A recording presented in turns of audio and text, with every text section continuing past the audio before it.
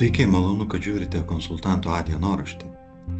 Šiandieną pokalbį pasikviečiau gydytoją, psichiatrą Mindaugą Jasulaitį. Kaip visada tikiuosi, ir jums šitas pokalbis bus įdomus. Mindaugai, tokį dalyką aš sugalvojau. Padaryti tinklalaidę ir šnekėtis apie priklausomybės reikalus. Nežinau, kiek jinai sulauks dėmesio, ar jinai reikalinga, bet kažkaip tai galvoju, turbūt nepakenks, ar ne, pasišnekėti ir gal bent vienam žmogui kažkiek tai pagelbės ir tai bus neblogai.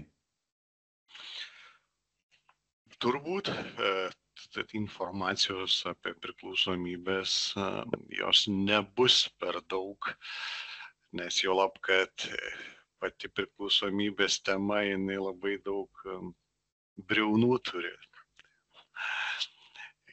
O kokia pati aštriausia ta briauna yra?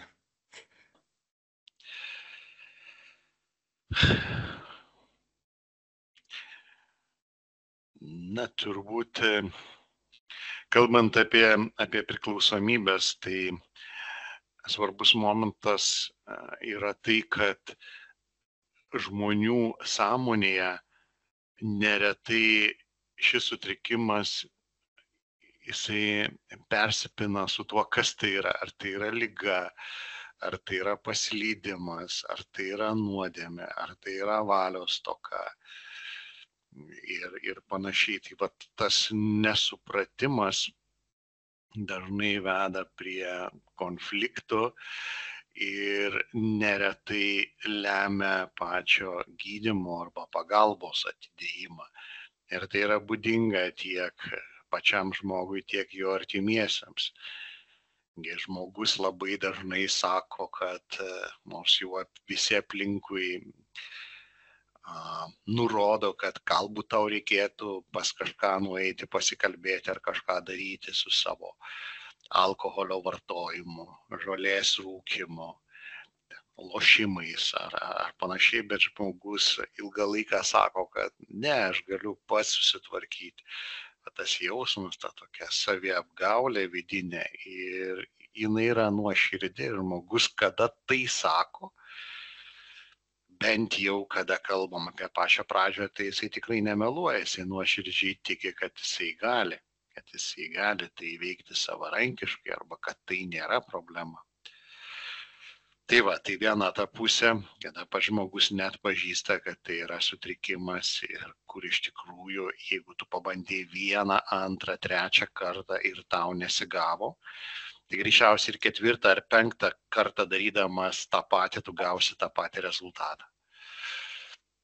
Ir labai panašiai su artimaisiais būna, kad artimieji kitas iki, kai žmogus yra geriantis arba priklausomas, jie nesima konkrečių priemonių, pavyzdžiui, kad palydėti žmogų ar pas priklausomybės ligų specialistą, ar tai būtų psichiatras, ar konsultantas, ar psichologas. Na, ar galiausiai šeimos gydytojas, galbūt pirminiam kažkokiam tai pokalbiai. Ir nėra to požiūrio, kad tai yra liga, o daugiau požiūris, kad tai yra kažkoks pasileidimas, tu man žadėjai, kad negersi, tai suimk save į rankas ir negerk. Nes jeigu aš pats neturiu problemų su alkoholiu, tai man atrodo, kad tai labai paprasta. Bet iš tiesų elgesio keitimas yra vienas iš didžiausių iššūkių. Ar mes kalbėtume apie priklausomybės, ar mes kalbėtume apie kitus sutrikimus. Jūs pamenat, Mindaugai, tokią diskusiją, kai keičiantis įstatymams dėl alkoholio prieinamumo, sunkiai sekasi paaiškinti, kodėl žmogui galima duoti pasą, galima eiti į kariuomenę, atlikti tarnybą, priimti kitus, sudėtingus sprendimus ten, vesti, tuoktis, bet negalima parduoti alkoholio. Jūs kaip psichiatras dar kartą, aš tikiu, kad dažnai reikia paaiškinti tą dalyką. Kaip vat, mus žiūrintiem paaiškintumėt, kodėl tai yra svarbu ir kodėl daug ką daryti jau galima, o alkoholio vartojimą reikėtų stengtis nustumti kuo toliau? Mm. Iš tiesų, šitoje vietoje vyksta tam tikras kognityvinis iškraipimas, kada dažniausiai diskusijose, kada mes kalbam apie tai, mes remiamės savo patirtimi ir savo kaip šiuo metu nepriklausomo nuo alkoholio žmogaus patirtimi. Tai žiūrint iš šitos perspektyvos, man gali atrodyti, kad nesąmonė, dėl ko alkoholio galima nusipirkti ten tik iki 8 valandų vakaro. Ar sekmadieniais iki 3 valandų.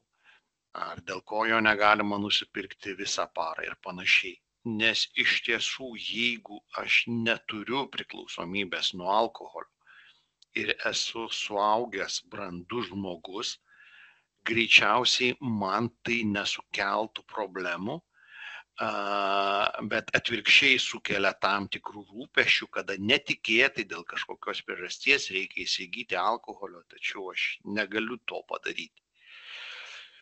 Iš kitos pusės, jeigu mes kalbame iš priklausomo žmogaus perspektyvos, tai šiuo atveju alkoholio pasiekiamumo ribojimas yra vienas iš tų faktorių, kuris mažina tikimybę, kad priklausomas žmogus pasieks alkoholio ir pradės vartoti ir galbūt pratęs savo gėrimą.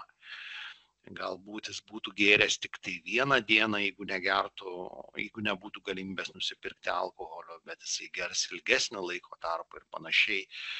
Jeigu sekmadienį galės nusipirkti vakare alkoholio, tai galbūt tas alkoholio gėrimas prasitęs į pirmadienį ir panašiai. Tai šitoj vietoj yra labai svarbus mūsų kaip visuomenės solidarumas su žmonėmis, kurie turi problemą. Taip, aš kaip nepriklausomas žmogus nuo alkoholio turiu susitaikyti su tam tikrais nepatogumais perkant alkoholio, tam, kad apsaugoti labiau pažeidžiamus visuomenės narius. Nes tai yra vardan bendro visų mūsų gėrio. Lygiai taip pat, kada mes kalbame apie jaunus žmonės ir atsiranda argumentai, kad galima tarnauti kariuomenėje, galima turėti ginklą, galima tuoktis, bet negalima parduoti alkoholio. Ir šitoj vietoj diskusijose neretai tenka girdėti, kalbant iš tiesų kitose sferose labai protingų žmonės. Ir jų minėjimą, kad bet šitoj vietoj reikia daryti pokytį. Aš manau, kad galima pirkti alkoholį nuo 18 metų. Ir tai irgi parodo tam tikrą kognityvinį iškraipimą, kada mes nebūdami tos srities specialistai remiamės savo asmeninę patirtim ir savo asmeninę nuomonę, tačiau ne moksliniais duomenimis. O moksliniai duomenys, ir jeigu pasižiūrėti, sakykime, į Jungtines Amerikos valstijas, kur labai griežti ribojimai yra susiję su amžiaus cenzu ir jie paremti moksliniais tyrimais, kurie byloja, kad prefrontalinė žievė atsakinga už impulsų kontrolę pilnai susiformuoja tik apie 25 žmogaus gyvenimo metus. Tai reiškia, kad tik tame amžiaus tarpsnyje pas mus atsiranda gebėjimas stipriai kontroliuoti įvairių priklausomybės sukeliančių medžiagų vartojimą. Ir kada matome tyrimus mokslinius, tai mes matome, kad jeigu kuo ankstesnis amžius yra, kada žmogus pradeda vartoti alkoholio, tuo didesnė yra priklausomybės rizika. Ir iš tiesų tame tarpsnyje tarp 18 ir, pavyzdžiui, 21 metų amžiaus vis dėlto dar išlieka aiškus priklausomybės atsiradimo pikas, lyginant su, pavyzdžiui, 23 metų amžiaus žmogumi. Tai be abejo, sakykime, jeigu žmogus pradės vartoti alkoholio 14 ar 16 metų amžiaus tarpsnyje, tai jo priklausomybės išsivystymo rizika bus didesnė lyginant su asmeniu, kuris pradės alkoholio vartoti 18 metų amžiaus tarpsnyje. Bet iš kitos pusės, jei žmogus pradės vartoti alkoholio 22 metų amžiaus, jo tikimybė, kad išsivystys priklausomybė nuo alkoholio, yra ženkliai mažesnė arba statistiškai patikimai mažesnė, lyginant su žmogumi, kuris pradeda vartoti alkoholio 18 metų amžiuje. Ką tai reiškia? Tai iš tiesų, jeigu mes norime, kad mūsų visuomenėje būtų kuo saikingiau vartojamas alkoholis, ar kuo mažiau būtų vartojami kiti svaigalai, tai šiuo atveju, kodėl mums nesivadovauti mokslo rekomendacijomis, kodėl mums nepalaukti to brandesnio amžiaus ir neapsaugoti jaunų žmonių nuo galimo priklausomybės atsiradimo. Ar keičiasi kažkaip požiūris per jūsų praktiką, per ilgalaikį, keičiasi kažkaip mūsų požiūris, keičiasi priklausomybę turinti žmonės ir ar jų daugėja, ar tie atvejai aštrėja, ar kaip tik tai mažėja, kas vyksta iš jūsų specialisto kabineto žiūrint į priklausomybę? Šiuo metu labai keičiasi pati svaigalo rūšis, kuri yra vartojama. Tai jeigu mes kalbėtumėm apie jaunus žmonės, tai jaunus turiu galvoj amžiaus tarpsnis iki 30 metų, gal net dar jaunesnis, iki 25 metų amžiaus. Tai iš tikrųjų ganėtinai keičiasi alkoholio vartojimo įpročiai ir alkoholį išstumia kiti svaigalai. Dažniausiai tai marihuana arba kitaip vadinama žolė, kai kuriais atvejais kokainas arba kažkokie tie amfetamino derivatai. Bet jeigu imant patį alkoholio vartojimą, tai iš tiesų ir tyrimai rodo, kad alkoholio šiuo metu yra išgeriama mažiau, lyginant su tuo, kas buvo išgeriama prieš keletą metų amžiaus. Ir tam, ko gero, turi įtakos tiek su tuo susiję politiniai sprendimai, ar tai būtų kainų didinimas, ar prieinamumo mažinimas. Bet iš kitos pusės tam įtakos turi ir besikeičiantis kultūriniai svaiginimosi aspektai. Tai alkoholį pakeičia brangesni, įdomesni, kitokį poveikį turintys svaigalai. Iš tiesų jaunimo tarpe sparčiai plinta marihuanos arba žolės vartojimas. Ir mano galva, kad tai yra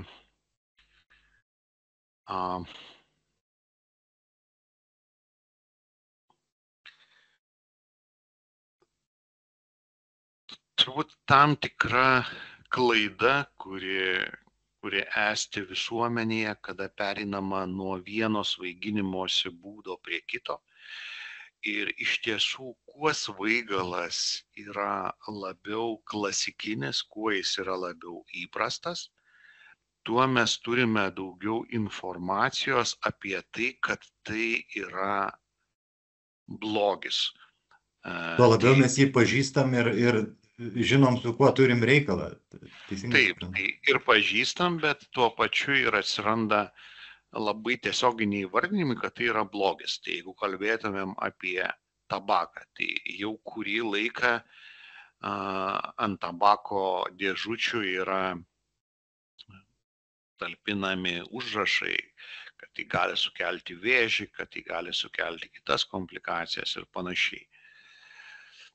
Tabaką mes slepiame dabar, tabako produktus už uždarų durų, kad žmonės nematytų ir panašiai. Dabar lygiai tas pats su alkoholiu, vėlgi Amerikoje atsirado nauji duomenys, kad alkoholis gali sukelti vėžį ir raginimas talpinti tokio pobūdžio užrašus ant alkoholinių gėrimų. Tai iš vienos pusės mes labiau pažįstam svaigalą kaip tokį, kaip ir paminėjo Arūnai, bet nereikia užmiršti, kad tam tikram laiko tarpe, sakykime, 19 amžiui ar 20 amžiaus pradžioj, tiksliau būtų pasakyti, tai cigaretės buvo galima nusipirkti vaistinėje ir jos būdavo rekomenduojamos moterims nėštumo metu, kad padėti nusiraminti. Tai net buvo žiūrima kaip vaistinį preparatą. Tai iš tikrųjų iš vienos pusės yra pažinimas, iš kitos pusės yra didesnis suvokimas, kad iš esmės su to produkto vartojimu arba su tos medžiagos vartojimu yra susijusios rimtos grėsmės. Ir atsiranda tam tikri tarpai. Aš išvelgčiau tame ir, ko gero, verslo interesus. Tai ta pati žolė ilgą laiką jinai buvo proteguojama ir buvo daugybė straipsnių apie tai, kaip žolė yra nekenksminga, kaip žolė yra saugesnė negu alkoholis, kaip žolė nedaro jokio blogio sveikatai, kaip žolė nesukelia priklausomybės.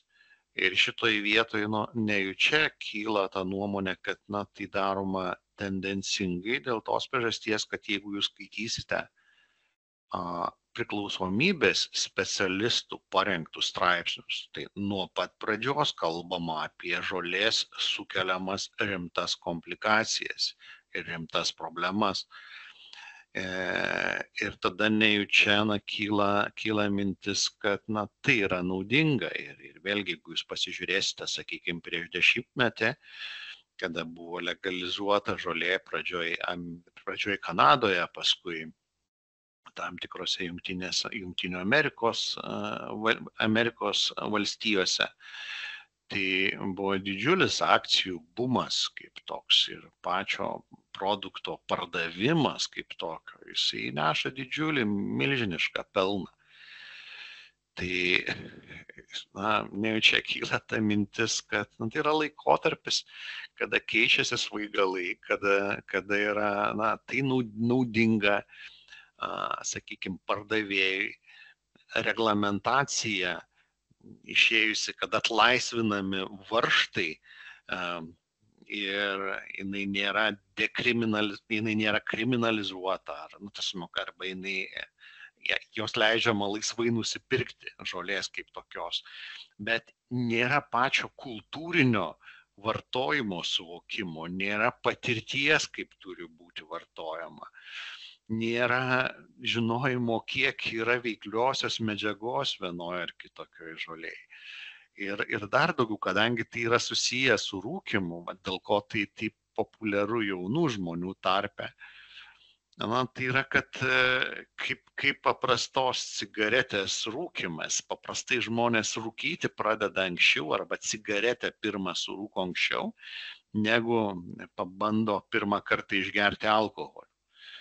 Tai šiuo atveju žolė, jinai tarsi, prisigretina prie paprastos cigaretės, bet cheminis žolės poveikis organizmui yra ženkliai stipresnis negu Ar jūs, surūkytos. Mindaugai, galit trupučiuką iliustruoti, kas, kaip čia pasakyti, kas laukia to, sakykime, žolininko po 10 metų tokio, pastovaus vartojimo?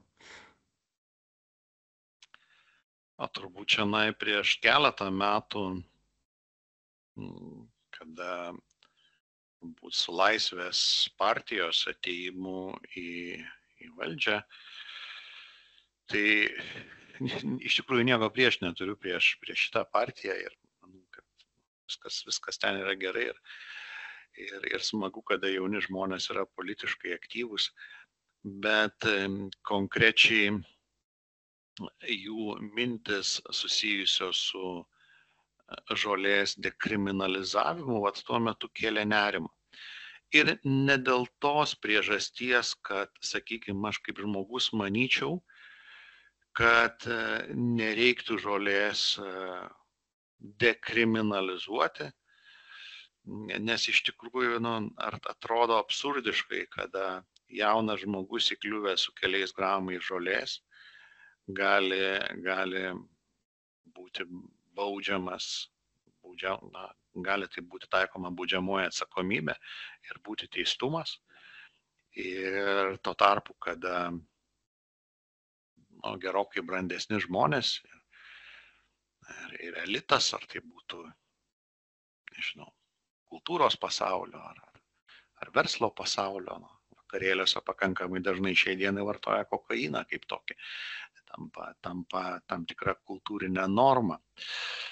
Tai va, bet su ta mintim apie dekriminalizaciją, kaip tą padaryti, aš net nežinau. Iš vienos pusės aš suvokiu tos situacijos absurdą, bet iš kitos pusės kartu su ta idėja ėjo tokios mintis apie tai, kad ten surenkim suktinių sukimo čempionatus ir daugiau rodykime žmonės, kurie vartoja žolę, kaip fainus, kaip šaunius, tarsi nujautrindami šito svaigalo vartojimo kaip tokio problemą. Toks jausmas, kad šitas svaigalas tai yra kažkas tokio, ką žmonės, vyriausybė, nežinau, kažkas kita ten slėpia nuo mūsų, o iš tikrųjų tai yra taip faina, taip gera, kad jeigu tu pradėsi rūkyti žolės, tai tu būsi ramus, atsipalaidavęs, laimingas ir tau seksis gyvenime ir nebus jokių problemų. Ir šitoj vietoje yra labai labai didelis melas. Nes mes tą patį galėtumėm sakyti apie alkoholį kaip tokį. Mes galėtumėm rodyti sėkmingus žmonės, kurie išgeria alkoholio. Tas ir buvo daroma, kada nebuvo draudžiama alkoholio reklama. Ir iš esmės, nori būti kietų verslininkų, turi gerti viskį ar panašiai, nori būti tenai kietų muzikantų, turi gerti degtinę. Ir šitoje vietoje tarsi suplakami tie dalykai, jie naudingi gamintojai ir pardavėjai, nes iš vienos pusės normalizuoja, iš kitos pusės tarsi užkabina ant to. Ta prasme, tai yra tokia visiška nesąmonė. Ne degtinė arba ne žolė tau padeda būti gerų muzikantų. Ta prasme, taip, tu būdamas muzikantų galbūt gali išgerti ar galbūt gali vartoti žolės, ta prasme, galbūt gali turėti su tuo susijusių problemų. Bet pats svaigalas nepadaro iš tavęs nei menininko, nei verslininko, nei kažkokio kito šaunaus žmogaus. Tai va, ir tuo metu, sakykime, įdomu, kad ir žmonės, kurie nevartojo žolės, sakykime, matydami iš medijų tą informaciją, kad žolė, fain, kad su žolė viskas gerai, jeigu su jais diskutuodavai, jie sakydavo, bet tai viskas gerai, ta prasme, kodėl mes turim drausti, gal mes turim šviesti žmonės ir panašiai. Ir buvo dvi grupės žmonių, kurie buvo kategoriški žolės legalizavimui. Tai viena tai yra policininkai, Antra, tai yra psichiatrai arba tie, kurie dirba priklausomybės skyriuose. Tai tiek vieni, tiek kiti pakankamai dažnai susiduria su psichozės apimtais žmonėmis po žolės vartojimu. Nes žolė, jinai priskiriama lengviesiams narkotikams, nors iš tikrųjų jinai nėra lengvas narkotikas, tai yra haliucinogenas. Ir žolė pati iš savęs, jinai gali išprovokuoti pirmą šizofrenijos epizodą. Jinai pati iš savęs gali išprovokuoti paranojos, tai yra perdėtos baimės epizodą ar psichozės epizodą. Kalbant su kolegė, kuri dirba arba turi budėjimų uždarame psichiatrijos skyriuje, tai pasakoja apie jaunus žmonės atvežtus psichozės, ūmios psichozės epizoduose, kurie visiškai nesuvokia, ką daro. Arba iki absurdiškų dalykų, sakykime, savo išmatų mėtymo ir panašių niuansų.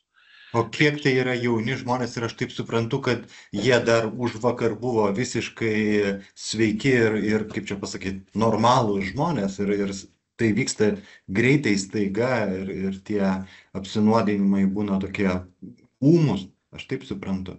Nes aš lyginu su alkoholio vartojimu, tai kad alkoholikais taip greitai nepatenkama pas jūs į skyrių, man taip atrodo.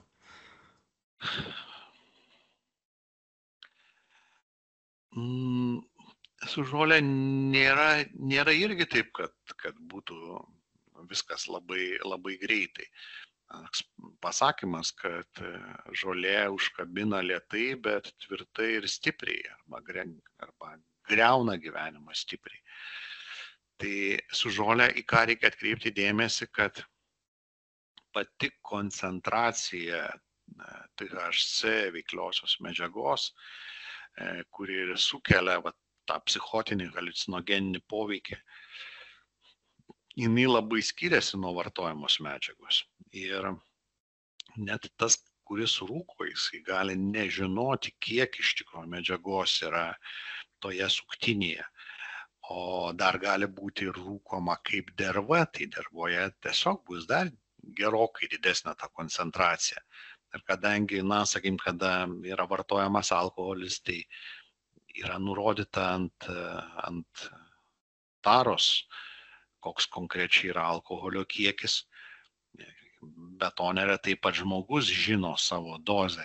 Jisai yra vyresnis šiek tiek ir daugiau vartojas, tai jisai žino, kiek jisai gali išgerti. Su žole to nėra. Ir turbūt lygiai taip pat kaip ir su alkoholiu, lygiai taip pat ir su žole negali sakyti, kad bet kuris žmogus, kuris pradėjo rūkyti žolės, taps priklausomu nuo žolės. Ir turbūt, bus, kurie klauso mūsų su jumis pokalbio ir sakys, klausykit, aš vartoju žolės ten 10 metų ir su manimi yra viskas gerai. Arba aš pažįstu ten bičiulį, arba aš pažįstu draugą, kad, vartoja žolės ir viskas gerai. Bet mes tą patį ir su alkoholiu galėtumėm pasakyti. Mes turbūt savo rate turim daugybę žmonių, kurie švenčių progą ten pakelia bokalą vyno ar šampano ar kažkokio kitokio gėrimo ir neturi jokios priklausomybės nuo alkoholio. Tai su žolė yra tas pats. Ir vienas irgi labai svarbus momentas, kada žmogus pradės vartoti žolės. Sakykime, jeigu mes būdami brandus vyrai, jūs ir aš, dabar sutrauktumėm po suktinę žolės, tai turbūt tikimybė, kad mums vystysis priklausomybė, kad turėsim rimtų problemų su tuo, jinai nėra didelė. Ir visiškai kas kita, jeigu pradeda rūkyti 14-metis. Ir dar yra tipažai žmonių, kurie tampa greičiau priklausomi kaip ir nuo alkoholio, taip pat ir nuo žolės, kiti tampa lėčiau priklausomi. Ir turbūt pati pagrindinė problema, kuri atsiranda su žole, tai yra tai, kad ar mes kalbėtumėm apie alkoholį, ar mes kalbėtumėm apie žolę, tai gali būti kaip priemonės santykinai saugios, jeigu jos yra naudojamos brandžiame amžiuje arba pilnai suaugus, retais kartais rekreaciniais tikslais. Na, šventėm arba tam, kad mes atsipalaiduotume. Tai jeigu iš vis žiūrėti, ta prasme, svaigalo vartojimą kaip tokį, jo turėtų būti būtent tokia paskirtis. Problema atsiranda tada, kada vienas arba kitas svaigalas pradedamas naudoti psichoemociniai reguliacijai. Tai reiškia, kai aš pats negebu nusiraminti arba negebu nusiraminti saugesniais ir sveikesniais būdais ir tuo būdu pradedu vartoti, sakykime, alkoholio kas vakarą tam, kad nusiraminčiau, arba kas vakarą surūkau suktinę tam, kad nusiraminčiau. Ir būtent jeigu su alkoholiu, dar kažkas iš šono dažniau pasako, kad tai yra problema, tu geri, su žolės rūkimu neretai tai atrodo, kas čia tokio, tiesiog aš surūkiau suktinę prieš naktį, nusiraminau, atsipalaidavau ir viskas su tuo yra gerai. Bet ilgesnis vartojimas, tai moksliniai tyrimai rodo, kad ilgesnis žolės vartojimas neišvengiamai veda prie kognityvinių funkcijų silpnėjimų. Tai reiškia, kad žmogui sunkiau susikaupti. Ilgainiui gali trikti žmogaus mąstymas, gali trikti žmogaus atmintis. Jeigu vartoja jauni žmonės, tai keliarių metų bėgyje mažėja jų intelekto koeficiento įvertis, žmonės tampa bukesni. Kitas labai bjaurus dalykas susijęs su žole, tai yra tai, kad žolė išprovokuoja apatiją ir abuliją, arba kitaip valios silpnėjimą, arba valios nebuvimą. Tai šituo atveju labai sudėtinga gydyti priklausomus nuo žolės žmonės, dėl to, kad iš vienos pusės nėra medikamentų, kuriais galima būtų padėti. Iš kitos pusės parūkęs žmogus, jisai yra nusiraminęs, apatiškas ir jisai nenori nieko keisti. Tai nėra to kančios komponento, kuris yra pakankamai stipriai išreikštas, kada vartojamas alkoholis ir ypač abstinencijos metu ir panašiai. O žolė šitoje vietoje yra pakankamai klastinga, dėl to, kad jinai tave tarsi užliuliuoja, palieka tokioje būsenoje, bet iš esmės stumia link degradacijos.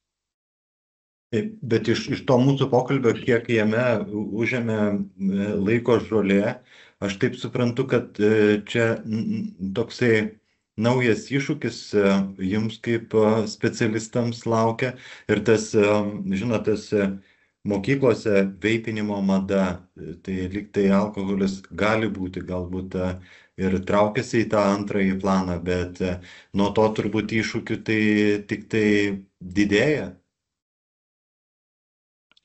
Manau, tikrai taip. Tiesiog laikui bėgant keičiasi svaigalų rūšis, bet ne tai, kad žmonės nori svaigintis vienais ar kitais būdais. Ir be jokios abejonės, sakykime, veipinimas kaip toks, irgi velnioniškai pavojingas tuo klausimu, kad yra į veipinimo skysčius maišomi įvairūs sintetiniai kanabinoidai ir vėlgi apskaičiuoti kiekį medžiagos, galiausiai žinoti, kas tai yra per medžiaga, ką žmogus rūko, yra labai sudėtinga. O jauni žmonės, ypač kalbant apie paauglius, jie yra linkę eksperimentuoti, jie negeba įvertinti rizikos kaip tokios. Ir jeigu kažkoks bendramžis rūko ir sako, tu viskas gerai, jeigu tu net to darai, tai esi bailys ar panašiai, tai šitoje vietoje atsiranda didelis pavojus. Mums nekyla į galvą ten mintis,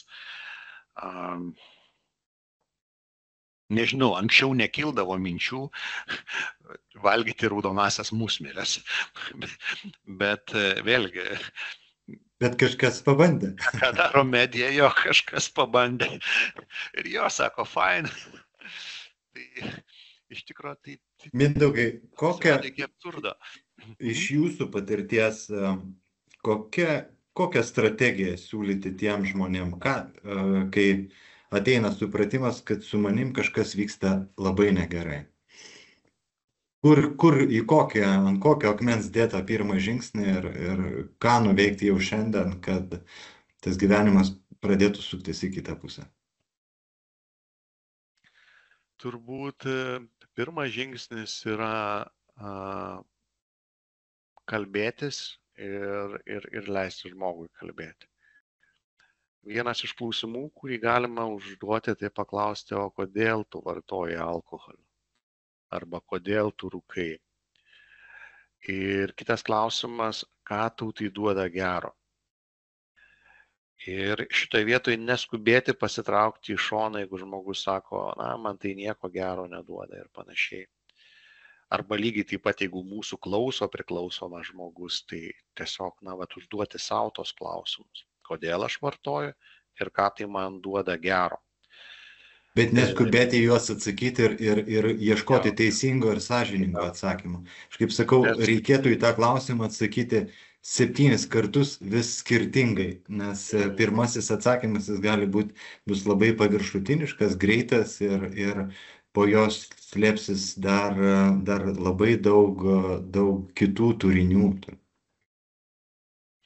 Jo, tai yra tie klausimai, tas pirminis atsakymas, sakykime, toks šabloniškas, kad man tai nieko gero neduoda, jisai nėra teisingas dėl tos priežasties. Iš vienos pusės taip jisai yra teisingas, jeigu žiūrėti ten aplamai, racionaliai ir panašiai, bet vartoji kažką ne dėl to, kad tau tai nieko gero neduoda. Tu vartoji paprastai tam, kad atsipalaiduotum, nusiramintum, ar pasilinksmintum, ar išdrįstum kalbėti, jeigu tau nedrąsu, ar tiesiog įveiktum kažkokią egzistencinę krizę, ar kažkokius panašius dalykus. Tai turbūt tas pokalbis apie tai yra nuo ko turėtų prasidėti. Nes tik tai atsiradus tam tikram supratimui apie save, tik tai tada galima žengti tuos kitus žingsnius susijusius su pokyčiais. Nes kitaip turbūt laukia susitikimas su psichiatru. Tai dar yra taip, turbūt žmonės dar vis nelabai skiria psichologą, psichoterapeutą, psichiatrą, ar aš klystu? Jo, būna, kad žmonės klysta šitoje vietoje, bet iš tiesų ar psichiatras, ar psichologas, šiaip žiūrėti, jeigu skirtumas, tai tiek vienas, tiek kitas dirba su žmogaus psichika, bet psichiatrai yra biologinių mokslų atstovai, jie yra gydytojai ir tik tai tada psichiatrai, o psichologai yra socialinių mokslų atstovai ir dirba taip pat su psichika. Dar vienas tas momentas yra, psichiatrai skiria vaistus, psichologai neskiria vaistų. Bet jeigu kalbėtume apie priklausomybę, tai dar kitas dalykas, kurį labai svarbu suvokti, kad nėra šiai dienai nei stebuklingos piliulės, nei stebuklingos procedūros kažkokios, nei galima atlikti kažkokios operacijos, nei yra kažkokio stebuklingo gydytojo ar psichologo, gydytojas ar psichologės ar psichoterapeutės, ar kažkokio kito stebuklingo metodo, kuris be pačio žmogaus jį išgydys. Ir čia bent man patinka ta koncepcija, kad į priklausomybę kaip tokią, jeigu žmogus nori iš jos išeiti, reikėtų pabandyti žiūrėti per mokymosi prizmę. kaip mokytis naujos kalbos. Tai reiškia, ne tai, kad aš esu dabar ligonis, nueisiu pas gydytoją ar psichologą ar į anoniminio alkoholikų klubą ir mane išgydys.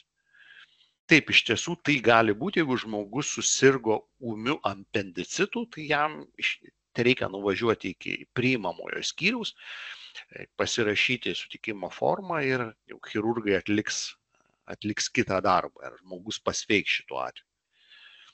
Su priklausomybė taip nėra. Ir šiuo atveju kalba būtų ne apie tai, kad išgyti nuo priklausomybės, bet išmokti gyventi blaiviai. Ir išgyti ar būti išgydytam yra pasyvūs veiksmai, o išmokti gyventi blaiviai yra labai stipriai proaktyvus veiksmas. Tai nėra nei kiek lengviau nei išmokti naują užsienio kalbą. Ir šitoje vietoje, pirmiausiai, tai turi būti labai stipri motyvacija. Man velnioniškai reikia. Pabandykite dabar šiaip savo išmokti japonų kalbą. Ko gero, nelabai išeis. Bet jeigu žinosite, kad už pusmečio jūs važiuosite į Japoniją, turėsite ten dirbti ir niekas su jumis kita kalba nekalbės, tik tai japonų kalba, ir neturite kitos išeities, privalėsite važiuoti tą Japoniją. Pagalvokit, ką jūs tada darysit. Tai pirmiausia yra stipri motyvacija, tada jūs bandysite greičiausiai ieškoti mokytojo, kuris patartų, kaip galima išmokti tą japonų kalbą, duotų jums kažkokius vadovėlius. Tada tas mokytojas greičiausiai jums užduos namų darbus. Tuos namus darbus atlikinėsite namuose. Tada greičiausiai jūs ieškosite bendraminčių, tie, kurie šneka tą japonų kalbą, kad su jais galėtumėt praktikuotis ją. Ir žingsnis po žingsnio jūsų japonų kalbos įgūdžiai tobulės. Tai tą patį gali žiūrėti, jeigu žmogus yra priklausomas nuo alkoholio. Ieškok specialisto, atlik, ką jisai užduoda, susirask klubą priklausomų žmonių, lankykis ten. Ir tai užtruks. Tai ir šituo atveju niekas nekalba, kad bus labai faina, kad bus labai malonu, ta prasme, jeigu mokytis naują kalbą, galbūt yra lingvistų, kurie džiaugiasi nuo to. Daugumai iš mūsų yra sunku, ypač, kada reikia mokytis. Bet kuriuo atveju tam reiks disciplinos, darbo, kažkokio grafiko, kažkokios, nežinau, kažkokios sistemos, struktūros. Taip, be jokios abejonės. Ir iš tiesų, jeigu žmogus, jam pavyksta pradėti gyventi blaiviai, tai aš kaip gydytojas šiuo atveju galiu pasidžiaugti, kad buvau kažkurioje jo kelionės dalyje, galbūt kažkurioje vietoje patariau ar panašiai, bet iš esmės tai yra žmogaus pergalė. Jeigu tu negeri, jeigu tu nevartoji, jeigu tau pavyko, tai yra tavo pergalė. Visa kita yra tik tai pagalbinės priemonės. Be pačio žmogaus priimtų sprendimų to nebus. Ta prasme, nepavyks pasiekti to rezultato. Vakar tokį prašymą turėjau ne dėl savęs, bet dėl brolio. Kur man padėti brolį, kuris atkrito po 10 metų? Gal jam reikia kažkokią lašinę pastatyti, gal jį kažkur nuvežti, gal dar kažką reikia padaryti dabar man su juo. Tai turbūt sunku kažką yra artimiesiam patarti, kada tam priklausomam žmogui nelabai rūpi jo situacija, o visi kiti aplink skėsčioja rankom, nežinodami, ką daryti.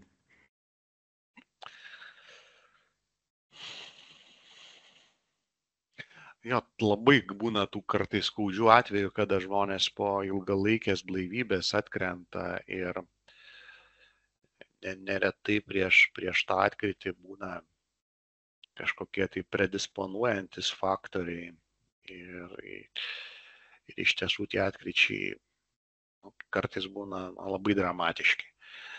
Tai turbūt vis dėlto, jeigu jau taip atsitiko ir atkrito žmogus po 10 metų negerimo, pirmas žingsnis, kurio galėtų imtis artimieji,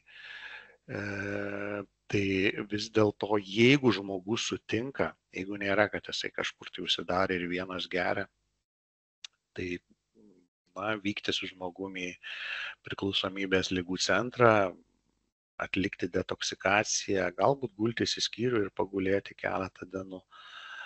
Nes gali būti tiesiog, kad tas gėrimas, jeigu nieko nepadarysi šitoje vietoje ir tiesiog visiškai nepristabdysi, tai būtų lik žmogaus toks stiprus paslydimas ir nežinau, stuburą susilaužė.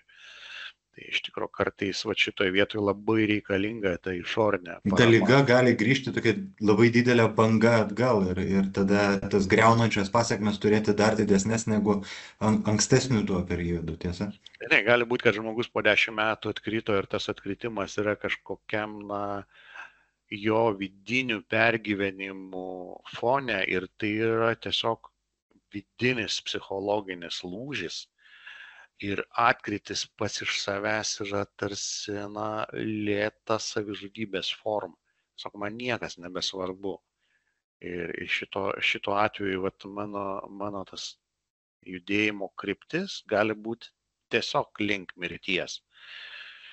Nes jeigu ir žiūrėti aplamai į alkoholio vartojimo, tai yra ta viena pusė yra viena visiška blaivybė, kita pusė yra mirtis ir žmogus gali judėti tas abi pusės. Tai jeigu įvyko tas toks labai dramatiškas polinkis ir žmogus juda link visiškos savidestrukcijos, tai šito atveju iš tikrųjų gali būti reikalinga labai stipri aplinkinių ir specialistų parama tam, kad žmogus stabilizuoti. Čia kaip, nežinau, susirgus kažkokiam, lygiai taip pat, ar ten stuburo trauma būtų, ar kažkoks onkologinis susirgimas, ar panašiai. Tai įsivaizduokim, kad tas žmogus turi labai aukštą temperatūrą, ir jį greičiausiai palikti vieną namuose su ten 40 virš temperatūrą bus tikrai labai ir jam nesaugu, ir jums neramu. Tai vos ne tokiam žmogui reikia tokios nuolatinės priežiūros, vos neslaugos. Iš kitos pusės suvokiant tai, kad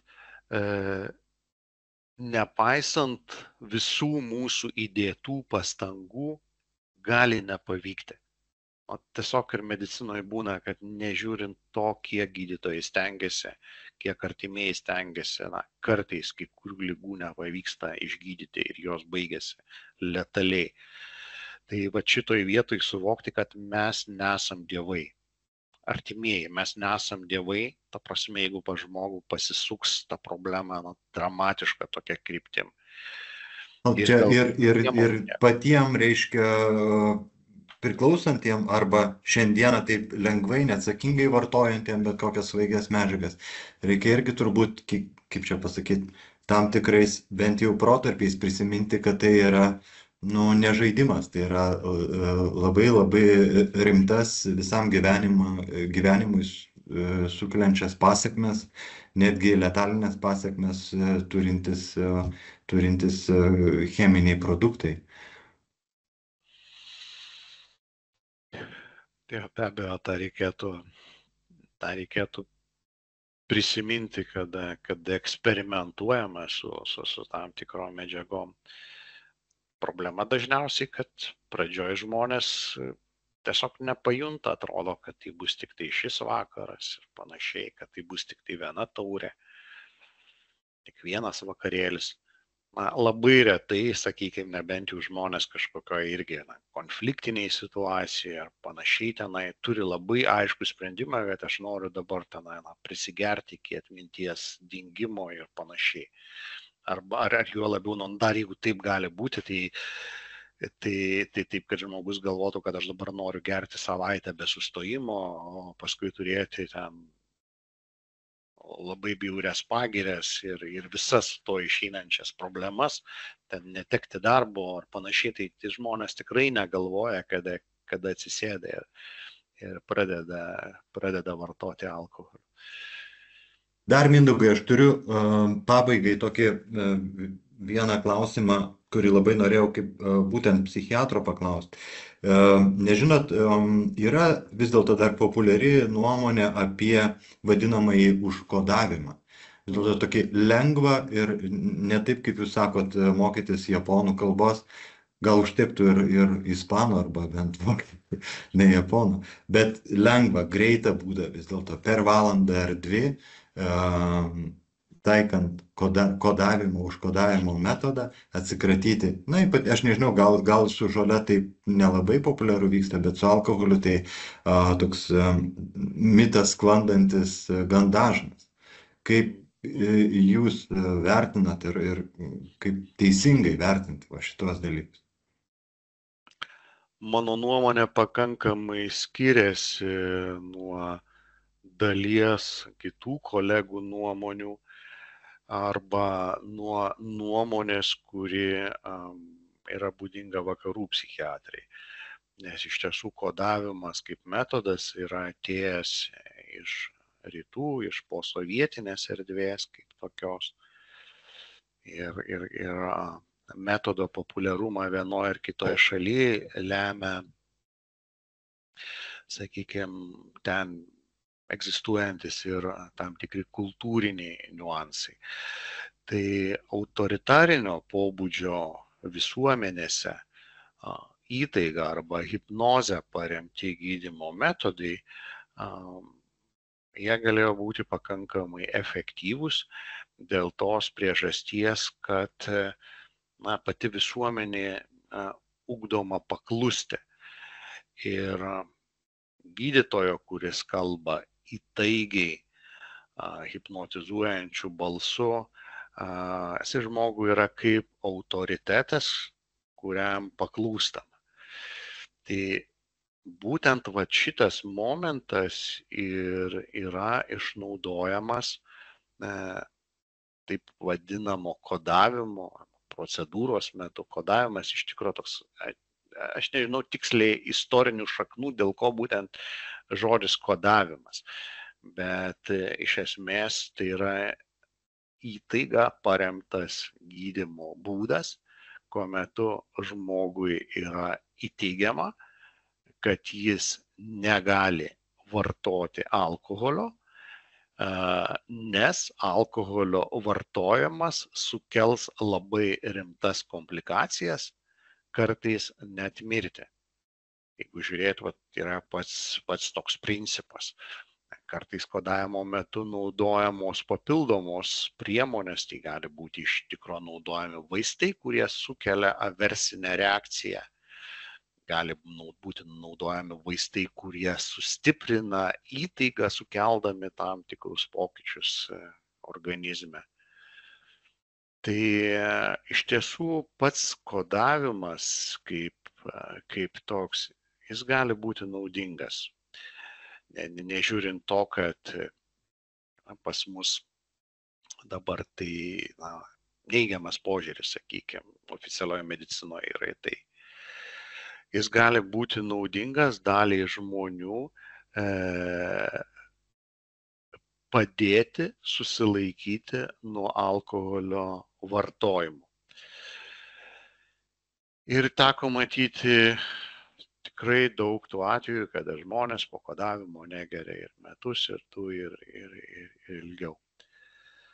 Bet šitoj vietoj yra ir viena iš didžiausių klaidų, kai galvojama, kad kodavimas kaip toks išsprendžia problemą.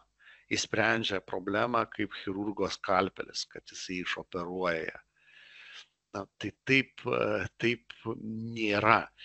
Ir jeigu žmogus nedirbs, jeigu jisai toliau pats nesimokys tos japonų, ispanų ar vokiečių kalbos, jeigu jisai netliks namų darbų, jeigu nebus revizijos, o kokie tie vidiniai impulsai skatina vartoti alkoholio, jeigu jisai nebus tose grupėse, kur praktikuojama blaivybė, yra labai nemaža tikimybė, kad tie metai jam bus tokie lik laiko skaičiavimas atbulinė data. Šiandien tiek dienų, kaip negaliu gerti, rytoj vieną dieną mažiau, po to dar vieną mažiau. Ir neretai kodui pasibaigus, taip vadinamam nustatytam terminui, neretai žmogus atkrenta ir užgeria dar intensyviau nei gėrė prieš tai. Ir toli gražu ne visi, sakykime, atrodytų po tokio sėkmingo, klinikiniai praktikoje tenka susidurti, gydžiausi, koks buvo gydymas nuo priklausomybės, buvo kodavimas, ar pavyko procedūra, tai pavyko, po procedūros negėriau 1,5 metų, bet po to pradėjau gerti ir gėriau 7 metus ir dabar atėjau vėl pagalbos. Tai atrodytų, kad žmogus tarsi nutrūksta šitoje vietoje, jeigu jisai pats nedaro to pokyčio ir jisai nenori, sakykime, atrodytų nuo tų 1,5 metų negėriai. Tai tau gal vėl reikėjo nueiti ir vėl užsikoduoti ir vėl būtum negėręs. Tai yra žmonių, kurie koduojasi metai po metų ir tokiu būdu pasiekia ilgesnį laiko tarpą negėrimo. Bet iš esmės labai svarbus tas suvokimas, kad tai vis tiek tai yra apie tave, tai nėra išgydymas. Taip mes galim pasiekti, kad tom aversiniam priemonėm, kad tu kurį laiką negersi. Bet jeigu nebus vidinių pokyčių, tai nebus naudos. Tai sakykime, kai kuriais atvejais, čia tokių buvo įdomių situacijų, nes ir pačiam teko nemažai koduoti tam tikrų savo karjeros periodų, kada jau atsirado įstatymai, kad arba nuostatos medicinoje, kad kodavimas yra draudžiamas, bet, sakykime, iš kaimo vietovių, kur priklausomybė stipriai paplitusi, tiesiog atveždavo žmonės, kad juos užkoduoti, nes kitaip vaikų tarnybos negrąžindavo vaikų į šeimą. Tai šitoje vietoje reikia suvokti, kad kartais gali būti taip, kad kiti gydymo metodai iš principo yra neįmanomi. Tiesiog tas žmogus dėl savo įvairiausių niuansų, dėl socialinės padėties, dėl savo išsilavinimo, kai kuriais atvejais dėl savo intelektinių gebėjimų, dėl aplinkos, kurioje jisai augo. Tiesiog visa kita tampa nebeįmanoma. Ir tas kodavimas, jis tarsi suveikia kaip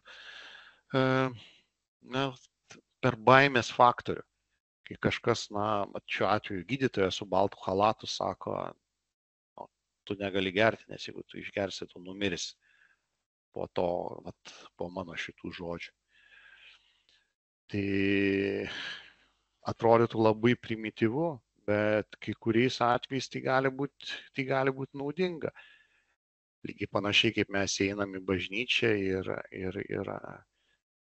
kunigas mus ten sutokia ar panašiai. Iš esmės, ar ten krikštyje, ar dar kažką daro.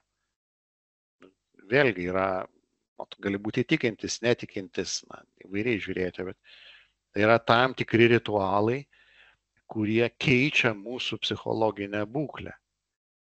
Ir jeigu tai padeda, tai gali būti naudinga. Tai šiuo atveju, bent jau man atrodo, kad jeigu yra priklausomybė ir kažkas padeda, nesvarbu, kodavimas, vaistai, anoniminiai alkoholikai, psichologas, konsultantas, psichiatras, užkalbėtojas, žiniuonis, šamanas, kas nori. Visi būdai tinka. Visi būdai tinka. Bet nei vieno iš jų nėra tokio, kad tai yra panacėja.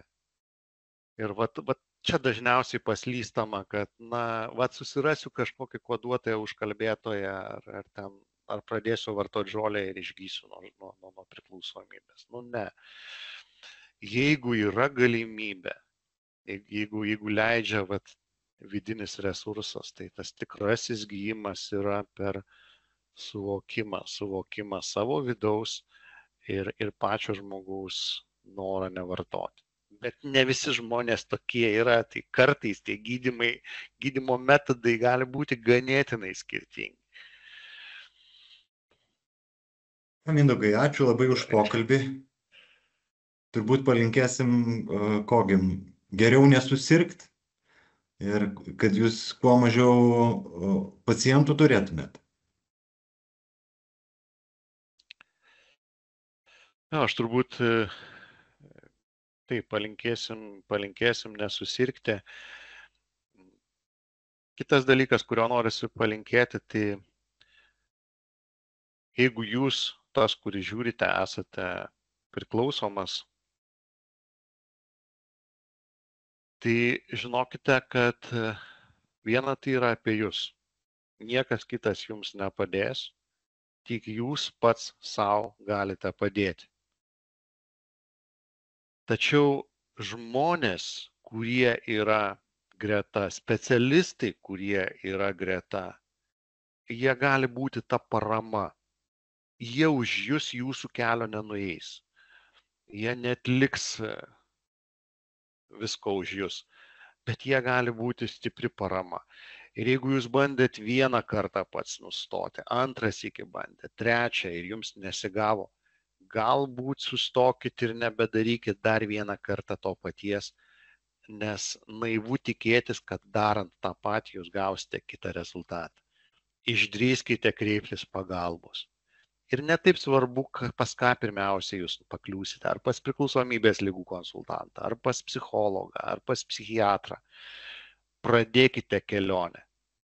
Pirmas žingsnis yra visos kelionės pradžia. Jeigu nedrąsu pasikalbėti su kitu žmogumi, aš net kartais sakau atvirai pasikalbėti su veidrodžiu, kaip repeticija, ir paskui jau žinosi, ką geriau ir tiksliau pasakyti tam artimam sutiktam pirmam žmogui. Tai irgi bus atviras pokalbis su pačiu savimi, būtų visai pravartus dalykas pradžiai. Tikrai taip. Mindaugai, ačiū už pokalbį. Aha. Labos, geros dienos.